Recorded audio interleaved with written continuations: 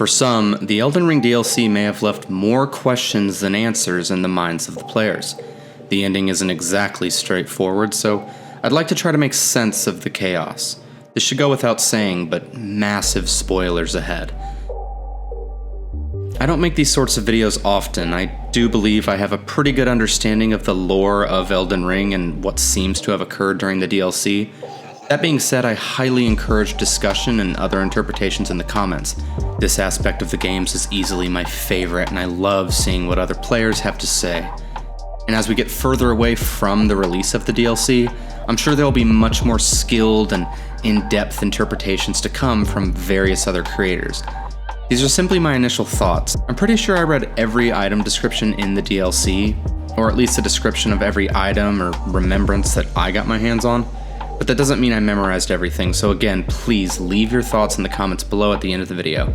Let's dive in. It appears we, the player character, were never meant to be Miquella's consort at all. That was the big surprise for me anyways. I just sort of assumed that's where this was gonna lead. Not my best guess, but I've had worse. I once predicted that the DLC wouldn't even involve Miquella at all, so there's that. But evidently Radahn was Miquella's chosen consort from the get. But Radahn didn't just give something for nothing, a deal was made. When speaking to the Redmane NPC Freya at the Three Paths Cross site of Grace after Miquella's Great Rune has been destroyed, she speaks of a vow that was made between Miquella and Radahn. In the pre-fight cutscene with Radahn, Miquella himself says, quote, "Now the vow will be honored, and my lord brother's soul will return," end quote. And again, in the post-fight cutscene, Miquella says, quote, "If we honor our part of the vow, promise me you'll be my consort," end quote. So a very long time ago, presumably before the Shattering War, Miquella and Radahn made a deal with one another. We know that each of these two characters had a part to play in this aforementioned vow, given that Miquella specifically says, "If we honor our part of the vow." Initially I thought "we" referred to Miquella and Malenia, but after reading the remembrance of a god in a lord's item description, I'm not sure. The remembrance states, "In their childhood, Miquella saw in Radahn a lord, his strength and his kindness that stood in stark contrast with their afflicted selves." Their afflicted selves sounding less like Miquella and Malenia and more like Miquella and St. Trina, given that when Marika refers to Radahn in the base game, she says "mine other self." It's become clear to me throughout this DLC that Miquella's relationship with St. Trina is much the same as Marika's relationship with Radahn, two beings, one body. This was of course somewhat clear in the base game, but now it's certainly the case. At least until he casts St. Trina aside, but back to the vow. Two parts of the vow. Radahn's part is that he would serve as Miquella's consort, but Miquella's part is a bit more ambiguous.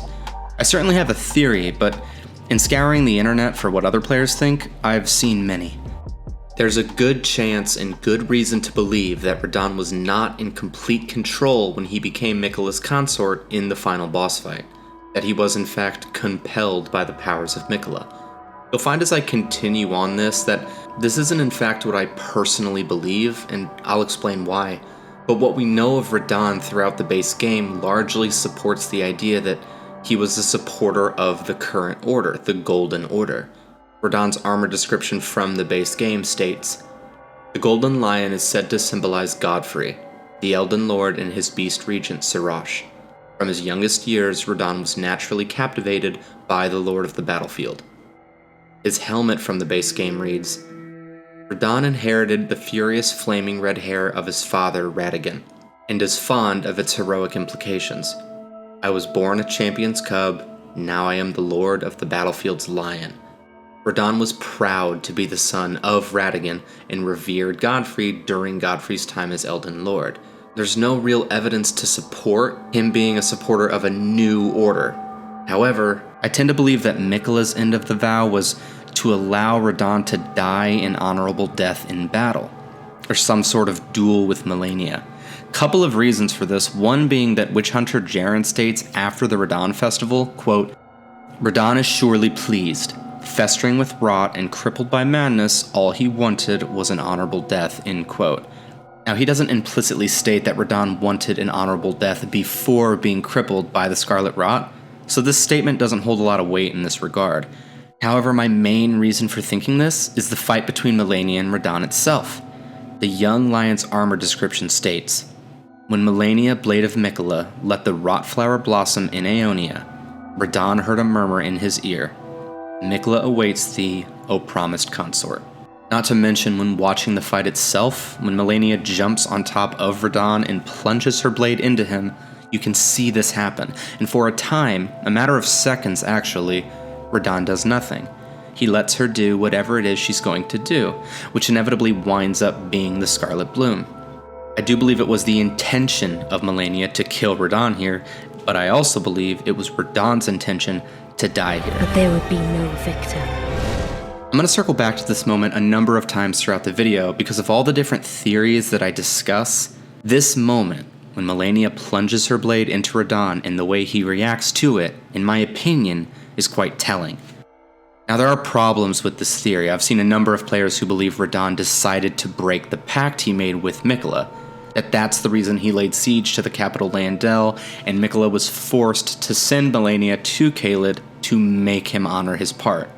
In the opening cinematic for the base game, we see a still of Morgott attacking what appears to be General Radahn during the Shattering War. The question remains why, if Miquella and Radahn had other plans, would Radahn get involved in a conflict with Leyndell? It was stated by Elden Ring creator Miyazaki that, quote, "In inheriting the shards of the Elden Ring, the demigods each inherited a different power or element, so to speak, and each was twisted and warped in its own way, and it brought a tainted strength to each of them," end quote. So yeah, this is more than possible.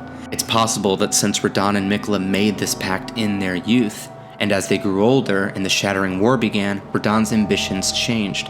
And it's because of this that Miquella sent Malenia and her army down to Caelid to force General Radahn into compliance. This would also explain the great battle between General Radahn's Redmanes and Malenia's Cleanrot Knights. Why would the two armies get involved? Perhaps General Radahn wanted to go out with a bang, or perhaps he was fighting for his freedom. This still in my mind doesn't explain the scene of Malenia whispering in Radahn's ear, where he seems to accept what's happening instead of fighting till his last breath. The incantation Light of Miquella states, quote, "Miquella sought to accept all that was and would be, but found one that refused to be embraced. No wonder, as one god and one king consort is all the world needs," end quote. Some believe that General Radahn is the one that refused to be embraced in this statement. I tend to believe that the one who wouldn't be embraced was Ranni, for my own reasons that probably deserve their own video, but in short, the description specifies one god and one king consort. Ranni and Malenia were the only two other Empyreans at the time, and it's pretty obvious Malenia had no ambitions for godhood. But we know Ranni had ambitions of her own, revenge on the mind, and a fate guided by the stars, something that Radahn seemed intent on stopping, mind you. So yeah, won't get too much into that here, but some people do believe that the description is referring to Radahn as the one who wouldn't be embraced, and that's why Malenia marched her army to Caelid. There's many more theories on this, and I implore you to look around because there's a lot of interesting ideas that I'm not going to take the time to flesh out here, and I'm sure a much better lore detective will flesh this out far better than me, but Radahn's reaction, or lack thereof, to Malenia's blade and the whisper in his ear leads me to believe that he was complicit in what was going on, that Miquella's end of the vow was one last great battle. His reasons for laying siege to Leyndell, however, remain a mystery to me, so please let me know in the comments below what you think. So let's tackle the issue of whether or not Radahn was compelled by Miquella to do this, to be his consort in the end at the Gates of Divinity. As most of you probably know, the Bewitching Branch item description states, "The Empyrean Miquella is loved by many people. Indeed, he has learned very well how to compel such affection." So even in the base game, we knew people's affection of Miquella was not always some passive thing. Clearly he wanted to do good, he wanted to accept all peoples, and those are attractive ideas. But it clearly states that he learned very well how to compel such affection. And as we know now after playing through the DLC, this is quite literal. 2 grab attacks in the final boss fight with Miquella and we die. But we don't really die. The screen says, "Heart stolen," and our character simply stops fighting to worship him at his feet. We are quite literally forced to join him. And while Miquella's dreams for a gentler world might be noble, this is not the right way to go about it. We learn much earlier in the DLC, after approaching the Shadow Keep and the breaking of Miquella's Great Rune, that a number of the NPCs were compelled by Miquella as well. After the rune is broken, Freya has new dialogue explaining that if we see Needle Knight Leda, to let her know that she's venturing out on her own. She's decided to determine the nature of the vow General Radahn and Miquella made to one another instead of following in Miquella's footsteps. She's remembered who she is, a Redmane. Not like she ever forgot exactly, but her tone and her motives very clearly change. Ansbach's change after the rune is broken is even more revealing. He states, quote, "The fog that vexed my aging faculties has been lifted, and follies better left forgotten haunt me once again," end quote. He goes on to explain that he once challenged Miquella in an attempt to free his lord, Mohg, from Miquella's enchantment, only to have his heart stolen. Not only confirming for the first time in the DLC that Mohg was enchanted by Miquella, but Miquella rather forcefully has the ability to make people serve him. When speaking to Tolier, he remembers that he loves Saint Trina, and worries that Miquella might be upset if he seeks her out. In Needle Knight Leda, while remaining faithful to Miquella, becomes ruthless and begins discussing plans to assassinate any of the other characters who may pose threat to her Lord Miquella. These exchanges are, in my opinion, the game's best illustration of just what kind of power Miquella holds. So the question is, was Radahn compelled?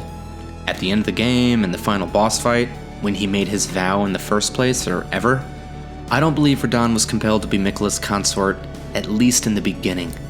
A number of item descriptions and aforementioned dialogue reference the vow made between the two of them. And what would be the point of a vow if Miquella could just as easily compel Radahn to serve him? The breaking of Miquella's Great Rune and the subsequent dialogue we hear from various NPCs implies that whatever artificial hold Miquella had over these characters has been lifted. Now obviously Miquella retains the ability to compel others. We see it in his boss fight. But it is possible that it's not as passive as it once was, as he literally has to touch us for it to happen. It also just makes for a cool boss fight mechanic, but this is a lore conversation. And I would tend to believe that Miquella has retained this ability at least to some effect. The remembrance of a god and a lord again states, "In their childhood, Miquella saw in Radahn a lord, his strength and his kindness that stood in stark contrast with their afflicted selves. And so Miquella made it his heartfelt wish that Radahn would one day be his king consort." I believe that Miquella was always meant to be the god of the coming age. Of the three Empyreans, he was the one the Golden Order intended to raise up. I believe this because of the seal on the Erd Tree. Tarnished Archaeologist has a great video on this topic, and if you haven't, you should definitely check his channel out. But in short, the seal depicts the Elden Ring, above which is the Erd Tree, and above that, what looks like a cocoon, and above that, a new tree emerges from that cocoon. A tree emerging from a cocoon, much like the Halig tree grew around Miquella's cocoon. Without getting too deep into this, it's heavily implied that Miquella was the intended heir, and based on the post-boss fight cutscene with Miquella, it seems he knew this from a very young age. Quote, "Lord brother, I'm going to be a god." Now obviously Marika's plans changed, but the point is from a very young age, Miquella knew the kind of world he wanted to usher in. A world of kindness, compassion, where everyone is accepted. The kind of thing perhaps a naive child would wish for. Now, I'm not saying Miquella isn't wise, we know he was, that he had the allure of a god. But it's very possible that this young child asking his lord brother, his kind brother, if he would be his consort, that he would make the world a gentler place. Well, how can you tell a child no to that? Radahn, a hardened warrior who loves his brother, sees him wanting to make the world a better place full of love and acceptance. This, no magic in tow, is quite compelling in itself. Now I know this just adds more issues to the Miquella's end of the vow conversation from earlier, but I had to bring it up. Because when viewed from that perspective, the perspective of a big brother who wants nothing more than to make his sweet, naive little brother happy, this vow of Miquella's could quite possibly have been nothing more than the musings of a child to General Radahn. And while Radahn grew older and ventured off on his own path, Miquella remained the same, counting the days until this vow could be fulfilled. The vow on Miquella's end quite simply could have been to make the world a gentler place, and his ambitions on accepting everyone into his order and expecting there to be no infighting is naive in itself, the musings of a child. I'm not saying we're the hero of the DLC, that we saved everyone from mind control. Maybe we did. Maybe to accept all and keep everybody happy, a good deal of mind control would have had to have taken place. That doesn't change the fact that Miquella's ambitions were pure. What he wanted was good. The path, however, maybe not so. So Malenia was sent to kill Radahn, and whether Radahn was in on it or not, she ultimately failed and was dragged back to the Halig tree where she slept, resting her hand against the base of the tree, causing it to rot from within. Oops. Luckily for Miquella, we came along and ended Radahn's suffering and allowed the stars to resume their movement, which ironically also allowed Miquella's plans to continue. He compelled Lord Mohg so that he could enter the Shadow Realm. We know this from the secret right scroll after giving it to Ansbach. He states, quote, "As if using Lord Mohg to gain entrance to the Land of Shadow were not enough, he plans to use his corpse as the vessel for his king consort," end quote. Seems we all owe Mohg an apology. The secret right scroll item description states, "A lord will usher in a god's return, and the lord's soul will require a vessel." Mohg is the vessel for General Radahn. Miquella placed Radahn's soul into Mohg's corpse and gave rise to his lord, and his lordship quickly concluded with us. Miquella wishes to undo all the damage of his mother's godhood, and it seems we will never know exactly what that would have looked like.